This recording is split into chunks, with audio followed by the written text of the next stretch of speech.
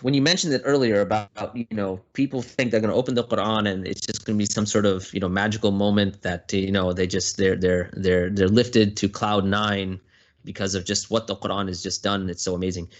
Look, there is a certain aspect of the Quran that is easy, right? There's no doubt about it. Like memorizing the Quran, there are certain aspects of the Quran that are easy. But at the same time, there is an expectation of you engaging with the Quran, and that will have a level of difficulty, right?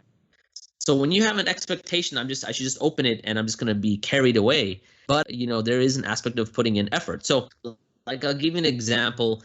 I was talking with my son this morning, and we were talking about kind of working hard.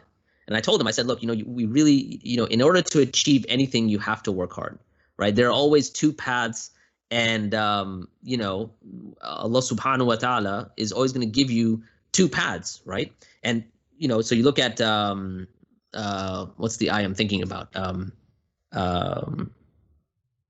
وَهَدَيْنَاهُ نَجْدَيْنِ, right? Yes, so we guided you to the two nudges, right? These two nudges. And so if you think, what is a nudge? It's like basically you have it's a path that's going to be taking you somewhere, and you've got two of them. One of them is going to be steep, which is aqaba, right? You notice all the ayat after that are saying, what are the things? It's freeing a slave, it's feeding the poor. Those are things that take effort. So there's a steep path, and then there's kind of a path that you just go with the flow, right?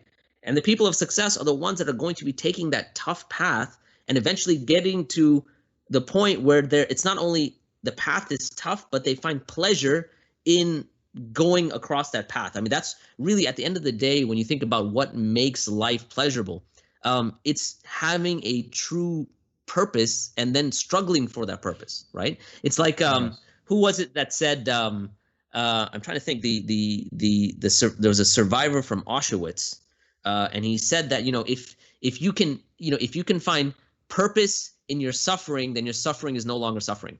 You know what I'm saying?